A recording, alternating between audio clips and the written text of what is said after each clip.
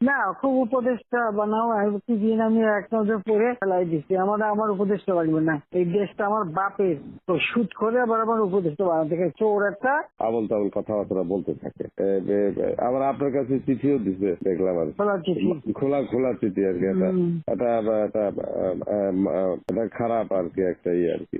না, খুব উপদেশটা বানাও দিন আমি এক নজর পড়ে ফেলাই দিচ্ছি। আমার উপদেশটা লাগবে না, এই দেশটা আমার বাপের। আমার বাপ স্বাধীন করে দিয়ে গেছে, আমি জানি এই দেশ আমি চিনি। এখানে আমি বাংলাদেশের বসে বসে কথা বলার তো সুদ করে আবার আমার উপদেশটা বানাতে চোর একটা। ও বলছে গ্রামীণ ফোনে সব ইনকাম গ্রামীণ ব্যাংকে যাবে, যে টাকা গ্রামীণ ব্যাংক গরিব মানুষের সাহায্য করবে। আর এই কথা করে আমার কাছে ওই গ্রামীণ ফোনের ব্যবসা দিয়ে ইউজ একটা টাকা আজ পর্যন্ত গ্রামীণ ব্যাংকে দেয় নাই। আমি 400 কোটি টাকা গ্রামীণ ব্যাংকে দিচ্ছি, 400 কোটি টাকা। ওটা তার অন্যান্য প্রতিষ্ঠানে লাগাচ্ছি আর কি। না, তখন গ্রামীণ ব্যাংক ফাইলে বক্সে ঢুকাই দিই। গ্রামীণ ব্যাংক তখন ওই শেষ হয়ে চলে যাচ্ছিল। ওর বদলতে গ্রামীণ ব্যাংক মাঠে বসে গেছিল। ও তো সব ব্যাংকের সব টাকা তো লুচি খেয়ে গেছে।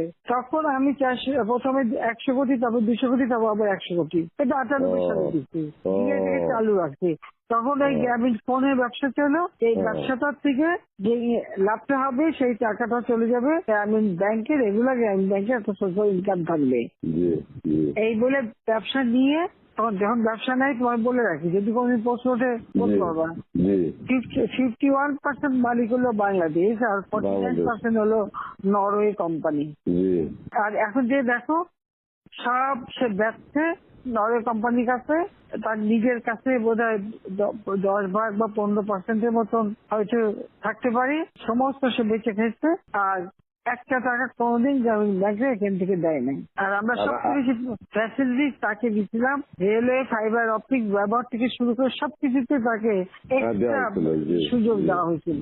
ওইভাবেই তো গ্রামীণ ফোনটা তো অন্যদের থেকে সে সবচেয়ে বেশি সুবিধা পাইছে। চোর একটা রক্ত চুষে খাইছে সব। আমি বলছি যে রক্ত শোষা, গরিবের রক্ত শোষা। যে 30% তার হিসাব করলে 30% সুদ হইতো। সে যা গ্রামীণ মানুষকে যে লোন দিত, তাতে তার যে কম্পাউন্ড ইন্টারেস্ট যদি আপনি ক্যালকুলেশন করেন 40-47% হয়ে যেত। দেখে এমন হয়, তাহলে আর লোকের আর কি থাকবে, ও তো গরিব আরো বেশি করে হয়ে যাবে। হিলারি ক্লিন্টনে, তোমরা তো ইতিহাস যাও না, হিলারি ক্লিন্টনে নিয়ে গেছিল যশোরে, তার হাত দিয়ে গ্রামীণ ব্যাংকে ঋণ দেওয়ালো।